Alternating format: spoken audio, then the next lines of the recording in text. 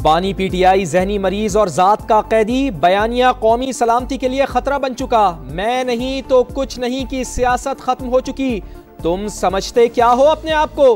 तुम हो कौन और किसकी जबान बोल रहे हो? बगैर किसी इबाहम के वाजे करना चाहते हैं कि अब किसी का बयानिया नहीं चलेगा। डीजी ISPR का दो टोक पैगाम, कहा सियासी शोबदेबाजी का वक्त खत्म। जो अपनी फौज पर हमला करता है, क्या वो किसी और की फौज के लिए स्पेस बनाना चाहता है? जहनी मरीज की बीमारी की अलामत आपने पहले भी देखी थी।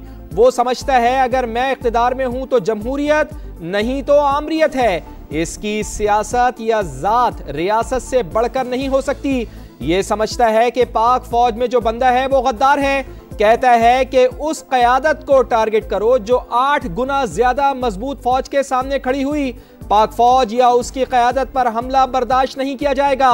इसका बाप भी फौज और अवाम में दरार नहीं डाल सकता। तुमने अपने बेटों को तो बाहर मुल्क में रखा हुआ है, उन्हें खवारिज के सामने खड़ा करो, फिर बयानिया बनाना। हमारे और आपके दरमियान ये अपनी सियासत से फर्क डाल सकता है? कभी भी नहीं डाल सकता। इसका बाप भी नहीं डाल सकता। ये कुछ भी कर ले। बात कौन, तुम होते कौन है ये बात करने वाले? भेजो अपनी औलाद को इस फौज में, उनको तो तुमने बाहर रखा हुआ है, भेजो इस फौज में और खड़ा करो ख्वारिज के आगे, खड़ा करो हिंदुस्तान के आगे जिनकी तुम सहूलतकारी कर रहे हो। जहनी मरीज असल बयानिया देता है, बेनामी अकाउंट्स आगे फैलाते हैं। रॉ के अकाउंट्स उनके ट्वीट और बयानिए को रीपोस्ट करते हैं। खारजियों का सहूलतकार अफगानी मीडिया भी बयानिया फैलाता है, उसके बाद इंटरनेशनल मीडिया भी इसी बयानिए को उठा लेता है। तर्जुमान पाक फौज ने ब्रीफिंग के दौरान कच्चा चट्टा खोल दिया, फेक अकाउंट्स को बेनकाब कर दिया। कहा उज़्मा खान भारतीय मीडिया पर बैठकर PTI को हमला करने का कह रही हैं। वजीर आला KP की गुफ्तगू इंडियन मीडिया पर चल रही है। चीफ ऑफ डिफेंस फोर्सेस के नोटिफिकेशन पर झूठ का सैलाब आ गया। क्या ये आजादी इजहार राय है? इनकी पार्टी से पूछे तो कहते हैं कि हमें नहीं पता बयानिया कहां से चलता है।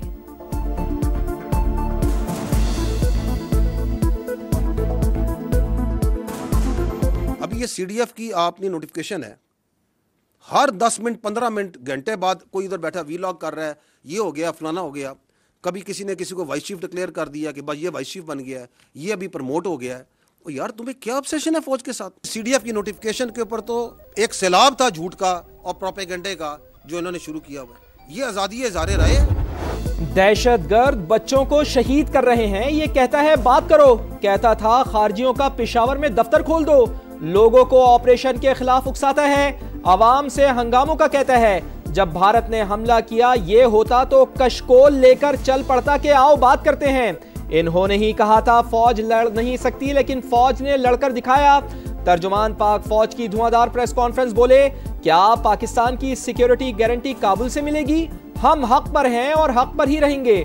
रियासत के तहफ्फुज़ की कसम खा रखी है। रियासत सुप्रीम और हम उसका हिस्सा हैं। अब झूठ और फरेब का कारोबार नहीं चलेगा। 3 दिन पहले एक मुलाकात होती है, उस मुलाकात का जितना पिरमाइश बनाया जा रहा था वो बनाया जा रहा था ह्यूमन राइट्स पे, वो बनाया जा रहा था बीमारी पे। बाहर आती है कोई बीमारी की कोई वो सारी बातचीत जो सी है वो आपकी फौज के शान में कसीदा लेके आ जाता है। तो ये कौन सी मुलाकातें हैं? ये कौन सा आइन, कौन सा कानून, कौन सा रूल इस मुलाकात को तहफ़्फ़ुज़ कर सकता है?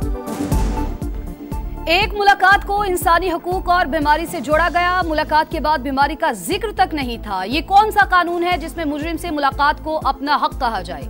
इनके पास एक सूबे की हुकूमत है, इस पर क्यों नहीं करते?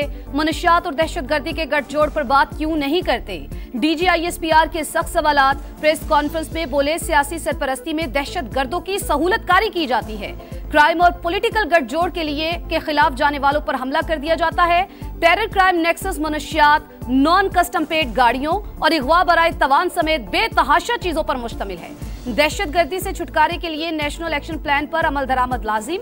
गवर्नर राज का फैसला हुकूमत का होता है, हमारा कोई लेना देना नहीं।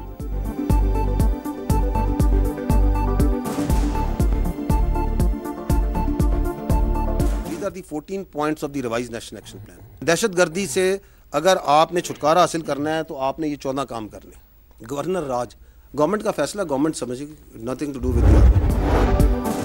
9 मई अफवाजे पाकिस्तान का नहीं, कौम का मुकदमा। मंसूबा साजों के मुकदमात फौजी अदालतों में नहीं, हम तमाम मुकदमात बंद कर चुके। फैज हमीद केस के अलावा कोई मुकदमा हमारे पास नहीं। तमाम केसेस अब सिविल अदालतों में हैं। ताखीर से मुताल्लिक सवाल वजीर कानून या अटॉर्नी जनरल से पूछा जाए। समा के सवाल पर तर्जुमान पाक फौज का जवाब, कहा कोई भी मुल्क अपनी अफवाज के शुहदा की यादगारों पर हमलों की इजाजत नहीं देता। फील्ड मार्शल सैयद आसिम मुनीर मुल्क के पहले चीफ ऑफ डिफेंस फोर्सेज मुकर्रर। सदर मुमलिकत की मंजूरी के बाद वजारत दिफा ने नोटिफिकेशन जारी कर दिया। सैयद आसिम मुनीर बैक वक्त आर्मी चीफ और चीफ ऑफ डिफेंस फोर्सेज तैनाती 5 साल के लिए होगी। एयर चीफ जहीर अहमद बाबर सिद्धू की मुद्दत मुलाजमत में 2 साल की तौसी। इत्तलाक 19 मार्च 2026 से होगा। फील्ड मार्शल ने कहा सब ठीक है, चीजें बेहतरी की तरफ जा रही हैं, पाकिस्तान अब ऊंची उड़ान भरेगा। सदर मुमलिकत का चीफ ऑफ डिफेंस फोर्सेज और सरबराह पाक फजाइया के लिए नेक ख्वाहिशात का इजहार। वजीर आजम की भी मुबारकबाद। कहा चीफ ऑफ डिफेंस फोर्सेज की तैनाती जदीद जंगी तकाजों से हम आहंग, मुल्की दिफा और तरक्की के लिए तमाम इदारे मिलकर काम करेंगे।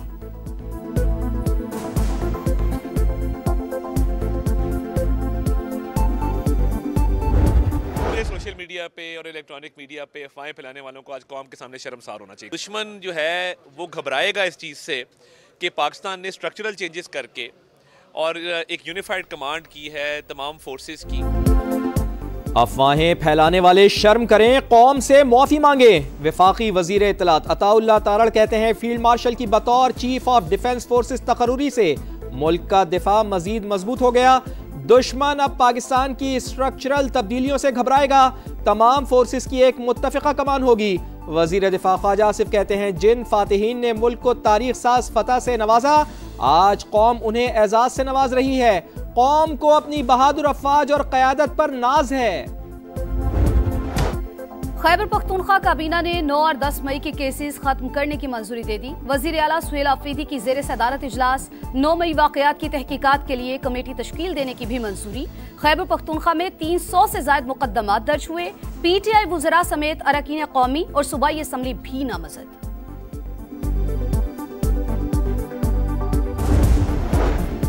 रियासत ने बैरून और अंदरून मुल्क मौजूद दुश्मनों को जवाब दे दिया। अब मुआफ़ी की कोई गुंजाइश नहीं, नया सूरज तुलू होने वाला है। सेनेटर फैसल वाडा कहते हैं रियासत का जहनी मरीजों को सीधा और साफ पैगाम है, मुल्क और फौज के खिलाफ दुश्मन का बयानिया लेकर चलना गद्दारी है। दोनों फ्रीक टेबल पे बैठें, एक दूसरे के मौक़िफ़ को कन्फ्रंट करें और उसके बाद किसी कंसेंसस पे पहुंचे। जमहूरियत जो है वो डायलॉग से आगे बढ़ती है, डेडलॉक से आगे नहीं बढ़ती। पार्लिमान के फोरम से हुकूमत की फिर PTI को मुज़ाकरात की पेशकश। वजीर आजम के मुशीर राना सनाउल्लाह कहते हैं जमहूरियत मुज़ाकरात से चलती है, डेडलॉक से नहीं। मुज़ाकरात का ऑप्शन आज भी मौजूद है। PTI जिनसे बात करना चाहती है वो बात करना नहीं चाहते। हम डायलॉग के लिए तैयार हैं, आप भी तैयार हैं तो आ जाएं। किसी कैदी को रियासत के खिलाफ इक़दामात के लिए मुलाकात की इजाजत नहीं दे सकते। तरमीम के बाद चाहे वो सेहत का शोबा हो, चाहे हमने वाज़े तौर पे साबित कर दिया है कि हम वफाकी हुकूमत से बेहतर ये इदारा चला सकते हैं। माली वसाइल सूबों को देना गलती नहीं, सिंध हुकूमत ने साबित कर दिया कि वो विफाक से बेहतर इदारे चला सकती है। Chairman Pakistan Peoples Party Bilawal Bhutto Zardari कहते हैं अगर सिंध हुकूमत टैक्स हदफ पूरा नहीं कर सकेगी तो अपने वसाइल से फ़र्क को पूरा करेगी। हम विफाक की मुश्किलात कम करना चाहते हैं, सूबों को मजीद जिम्मेदारियां देना चाहते हैं।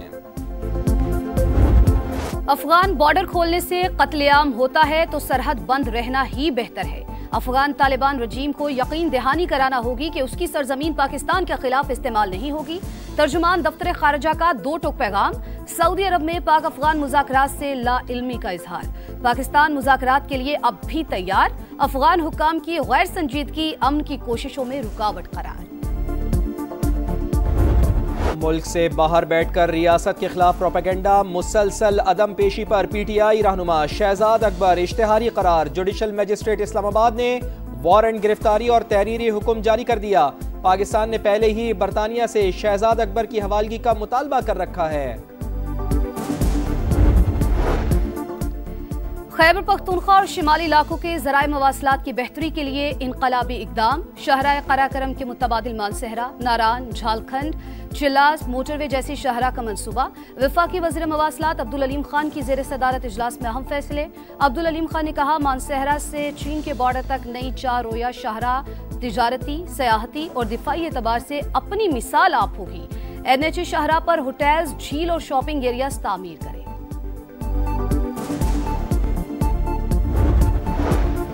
वज़ीर आला पंजाब की ज़ेर सदारत खुसूसी इजलास। पैराफोर्स की कारकर्दगी के जायजे के लिए जल्द बॉडी कैम लगाने का हुक्म। इलेक्ट्रिक व्हीकल्स फराहम करने की हिदायत। State of the art training centre कायम करने की मंजूरी। मरियम नवाज ने कहा, कानून जरूर नाफिज करें लेकिन अवाम के साथ रवैया दुरुस्त रखें।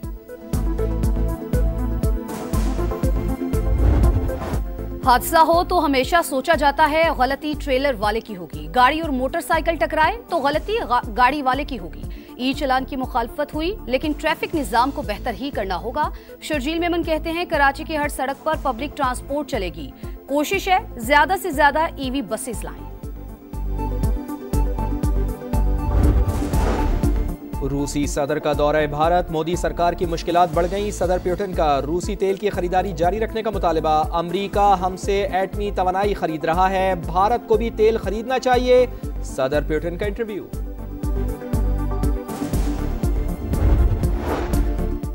जंग बंदी के अगले मरहले में भारी हथियार छोड़ने के लिए तैयार हैं। गजा की हुक्मरानी से भी दस्तबरदार होंगे।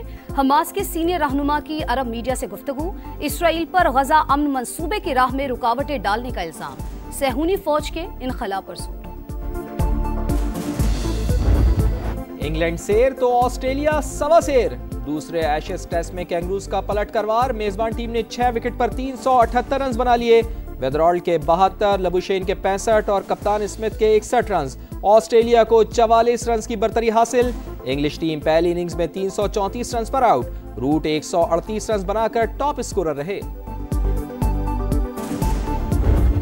कराची ब्लूज को डोमेस्टिक क्रिकेट की बादशाहत मिल गई। 10वीं मरतबा कायद-ए-आज़म ट्रॉफी का टाइटल जीत लिया। लाहौर में खेले गए फाइनल में कराची ने सियालकोट को 218 रन से हरा दिया। दिफाई चैंपियन दूसरी इनिंग्स में 314 पर आउट। साकिब खान की इनिंग्स में 5 और मैच में 9 wickets. Chairman PCB Mohsin Naqvi ने चैंपियंस को ट्रॉफी।